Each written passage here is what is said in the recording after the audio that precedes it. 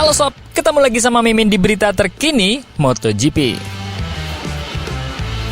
Kalau kita lihat balapan kemarin, dengan hasil yang begitu menarik, di mana Honda yang dulunya sangat familiar dengan ujung belakang barisan, kini Honda dapat bersaing 10 besar. Dan tak ayal untuk menantang pabrikan Eropa. Honda bisa dibilang memiliki hasil yang di luar perkiraan saat di Buriram kemarin. Karena Yamaha lah yang sebetulnya sejak tes digadang-gadang akan bisa mendekati pabrikan Eropa. Lalu, ada apa di balik kesuksesan Honda yang moncer kemarin? Kita bahas. Jangan sampai ketinggalan update tentang MotoGP dari TNT. Dengan cara ketik hashtag MotoGP di kolom pencarian agar kamu bisa mendapatkan pilihan berita menarik yang kamu cari. Joan Mir yakin Honda mampu bersaing untuk menjadi yang terbaik di belakang Ducati di MotoGP 2025 setelah akhir pekan Grand Prix Thailand yang menggembirakan bagi merek Jepang tersebut. Honda menjadi salah satu kisah kejutan di pramusim dan meneruskan performa solid ke putaran pembukaan musim baru akhir pekan lalu di Buriram. Mir lolos kualifikasi di posisi ke-11 dengan RC213V miliknya dan bangkit kembali ke posisi ke-9 dalam sprint setelah kehilangan posisi saat menghindari Marco Bezzecchi ketika pembalap Aprilia itu spinning pada ban belakangnya dan keluar dari garis. Ini menandai poin sprint pertama Mir sejak Jerez tahun lalu, saat dia sedang dalam perjalanan menuju hasil 7 besar potensial di Grand Prix sebelum mengalami kecelakaan di tikungan terakhir pada putaran ke-15 dari 26 lap. Tanpa kecelakaan itu, Mir memperkirakan dia bisa saja mendekati posisi 5 besar dan akan menempatkan Honda sebagai pembalap non-Ducati bersama dalam urutan tersebut. Dan yakin bahwa inilah target realistis yang seharusnya dituju HRC saat ini. Agak disayangkan karena menurut saya, hari ini kami seharusnya bisa melakukan pekerjaan dengan baik, kata Joan Mir. Saya pikir hari ini, kami seharusnya bisa mendekati posisi 5 besar dengan kecepatan yang kami tunjukkan. Dan ini adalah sesuatu yang dalam beberapa tahun terakhir tidak dapat saya katakan kepada Anda dalam perlombaan apapun. Jadi, itu artinya kita sedang dalam perjalanan. Saya pikir ini adalah skenario terburuk yang dapat terjadi dalam hal suhu dan kami kuat. Jadi saya senang. Saya pikir Ducati saat ini kami tidak bisa bersaing dengan mereka. Namun dengan pabrikan selain Ducati, saya rasa kami bisa. Saya rasa kami telah menunjukkan apa yang bisa kami lakukan dalam race ini. Dan ini adalah sesuatu yang membuat saya tetap bersemangat untuk race berikutnya. Semoga saja kita bisa menemukan solusi untuk masalah panas ini. Karena jujur saja itu sulit.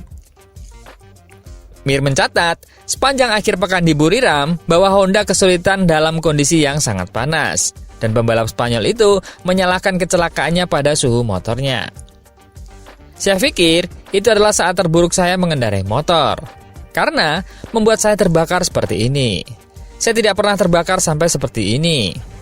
Dengan tersingkirnya Mir, Johann Zarco dari LCR mengambil alih posisi teratas Honda di posisi ke-7 yang sudah melampaui hasil terbaik merek Jepang itu selama tahun 2024. Luca Marini dari tim pabrikan berada di posisi ke-12 yang menyamai hasil terbaiknya dari tahun lalu juga.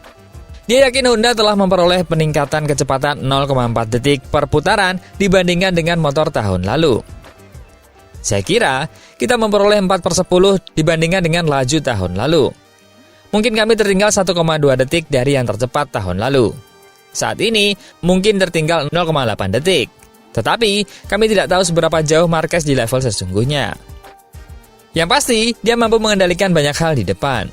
Mereka akan sedikit lebih maju. Tapi saya pikir ada batasnya, bahwa Anda tidak bisa melaju lebih cepat dengan ini, dengan kondisi ban seperti ini. Hal yang luar biasa adalah, karena kami mencatatkan waktu putaran dengan cara yang luar biasa dan sangat konstan selama balapan. Namun, tentu saja, kami bisa lebih dekat dengan mereka sepanjang tahun ini. Saya harap secepatnya. Sedangkan dari yang terbaik dari para rider Honda, dengan finish ke-7 di Grand Prix Thailand, Johann Zarco mencapai dan bahkan melampaui targetnya untuk posisi 8 besar. Tetapi tetap berhati-hati tentang kemajuan nyata Honda. Meski sedikit kecewa di akhir sprint race kemarin, Johann Zarco benar-benar mengembalikan tren hari ini dengan berhasil melakukan persis apa yang dia tuju. Sebagai pengingat, dia berharap untuk masuk 10 besar dan menganggap bahwa 8 besar adalah hasil yang terhormat. Jika dia juga bisa finish sebagai perwakilan Honda pertama, itu akan memenuhi semua persyaratan.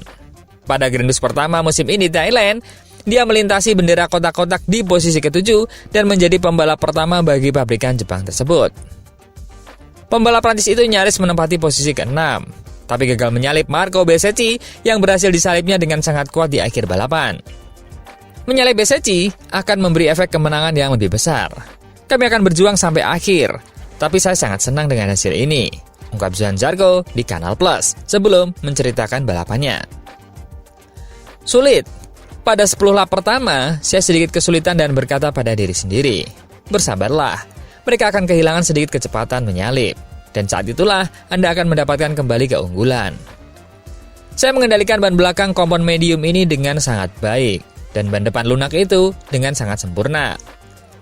Aku mengira kami akan melaju lebih cepat lagi. Aku berkata pada diriku sendiri, tetaplah pada kecepatan ini dan kelola tenagamu sebaik mungkin. Di satu titik, terjadi kekacauan. Mir naik 2 peringkat dan itu sedikit mengganggu saya karena saya tidak merasa ingin langsung menyerangnya. Setelah itu, Mir terjatuh, dan semua orang mengambil sedikit jarak sehingga lebih mudah untuk memberikan sedikit irama dan menyalip mereka. Jadi saya bisa kembali dengan baik. Miller masih berjuang, sedikit seperti Binder, di mana dia mengerem cukup baik dan berhenti sebentar di tikungan. Tetapi, yang mengejutkan adalah dia mampu melaju lagi. Jadi itu seperti naik turun. Saya melaju sedikit lebih cepat di tikungan, tapi ketika masuk, saya tertinggal lagi. Saya kesulitan untuk mengatasinya. Saya benar-benar harus memperhitungkan hal itu dengan baik untuk bisa menyalipnya di tikungan 3. Lalu saya berpikir, apakah saya bisa mengejar Bezzecchi atau tidak? Dan saya menduga bahwa saya akan berhasil mengejarnya, tapi dengan tenaga apa?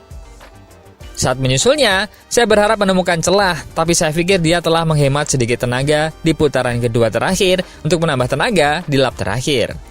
Tapi yang jelas, itu adalah balapan yang hebat kemarin, karena cuacanya sangat panas, dan terkadang kami bertanya-tanya bagaimana kami akan sampai di garis finish dengan keadaan seperti ini. Tapi ya, saya sangat bergembira dengan hasilnya. Tentang Honda ini, hasil ini dikombinasikan dengan apa yang ditunjukkan Johan Mir di tim resmi Honda akhir pekan ini menunjukkan bahwa pabrikan tersebut telah berhasil meningkatkan motor RC213V-nya secara signifikan. Zarco tetap berhati-hati dengan kemajuan ini dan menganggap bahwa yang terutama, dia telah meningkatkan pemahaman tentang motor dan bahwa dia dapat memanfaatkan kesulitan lawan-lawannya. Saya masih berusaha mengembangkan cara saya berkendara. Sekarang, saya mendapatkan feeling ban depan lebih baik. Saya mencoba untuk mendapatkan sudut yang lebih baik dan tiba-tiba ketika Anda mendapatkan motor seperti itu, saya pikir ada cara untuk menemukan konsistensi tanpa mengorbankan keausan ban yang ekstrim. Itu tidak bisa membuat saya bergerak cepat, tapi ada cara untuk melakukan dengan baik.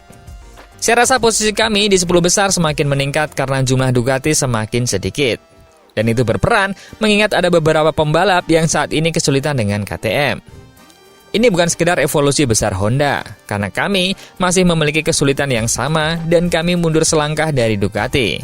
Tetapi setidaknya, kami bisa bersenang-senang sedikit lebih banyak dalam balapan. Semua penasaran, dan kita akan melihat di mana posisi para pembalap Honda di Grand Prix kedua musim ini, yang akan diadakan di Argentina nanti. Tetaplah teruji kekuatannya, atau hanya keberuntungan saja saat di Thailand kemarin. Menurut teman-teman gimana? Coba komen.